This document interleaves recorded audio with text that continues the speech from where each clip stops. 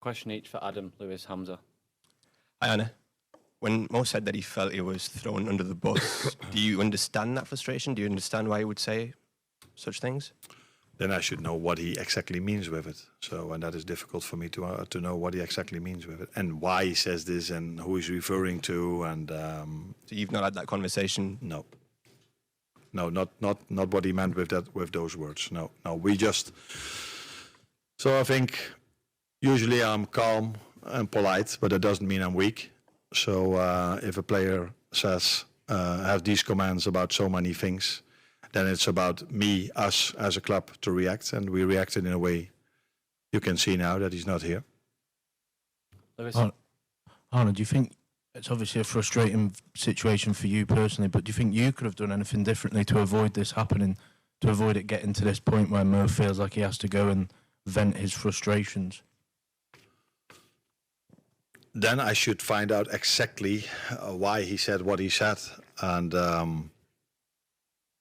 but then I have to guess a little bit. If that's not only because he doesn't play, then the answer to your question could be just play him every single time. But maybe that's not the reason why he said what he said. Maybe there's something else why he has this opinion. But if it is, but that I don't know. Is it about me not playing him? Yeah, then the answer could be what could I have done differently playing him. But maybe that's not the reason why he thinks and feels this way. And he has every right to feel what he feels, but he doesn't have the right to share it with the media. He has that right, but then it's up to us to react on it. Hamza. Hi, Arne. When was the last time that you spoke to Salah? Just because Salah mentioned that his relationship with you had broken. Are you on speaking terms? Yes, we were. Yeah.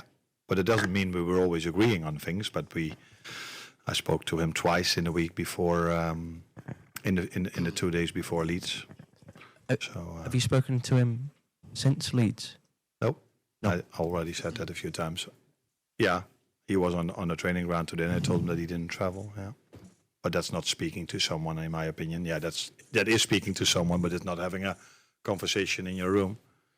But I had that twice in the lead up towards Leeds, one a little bit longer and one a bit shorter, but I'm not going to go into the details if that's going to be the next question. But Sorry, just to clarify, you mean when you say you spoke, it was just to the group and he was there? Is that what you mean?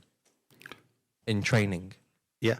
Yeah, but not specifically like... Yeah, I communicated towards him that he wasn't traveling. Yeah. Thank you. Guys, I think we should finish questions on Mo. We've done 10 minutes on Mo, so if we could focus on the game now. So at the front just on the game. just the last one. No, not on Mo. On the game. Okay, so let's pass to the game. Coach, to face a team like Inter with so many winning streak, what's the challenge between that for a team that is having a tough time like yours? That we face a very good and strong team that has done really well this season in the league and in the Champions League. That has been a big force in the Champions League for the last 3 seasons. Twice playing the final and once going out on penalties against Atletico Madrid, which unfortunately we did last season against Paris Saint-Germain. So, yeah, we know we are going to face a very strong team tomorrow, and that's always the biggest challenge there is in a game. It's always the team you face and the individuals you face, and they have a very disciplined team, a very experienced team as well, and a lot of quality.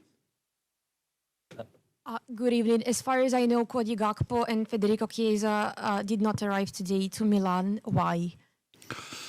Federico is ill, so that is poor timing, you could say, but yeah, it's not something you can do anything about. So we are monitoring his situation. If he has an amazing recovery, which we doctors don't expect, he might travel tomorrow, but let's have a fair expectation. That's not what I expect. And Cody Gakpo, unfortunately, picked up an injury in the last game we played against Leeds, and he will be out for a few weeks. Yeah.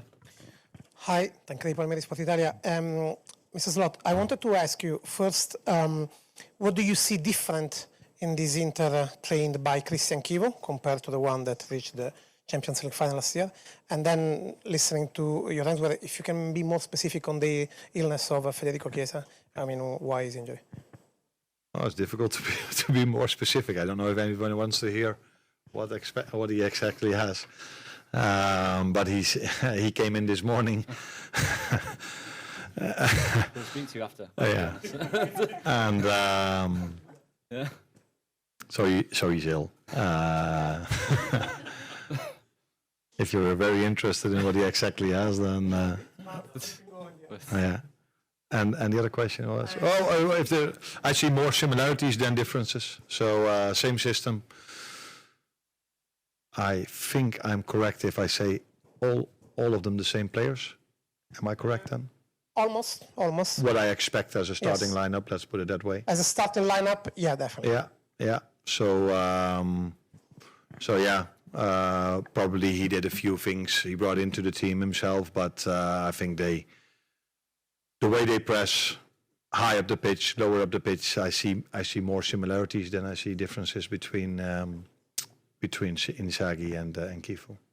But I think it's quite normal if you take over a team that plays the Champions League final, and then there's every reason to keep doing what you are doing, in my opinion.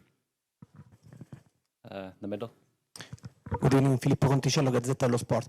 What do you think about Christian Kivu, a young coach that is growing a lot in this season, and his football style in this new Inter? Yeah.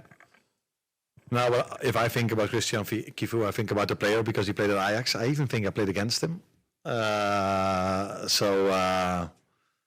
Very good defender, but also very comfortable on the ball. And I think you can see this with his team as well. So his team defends really aggressive in a high press, can defend the box. Maybe has no other team in the world, but are also able to bring the ball out from the back. So a lot of things that he characteristics that he had as a player that I can see in his team as well. Last question at the back.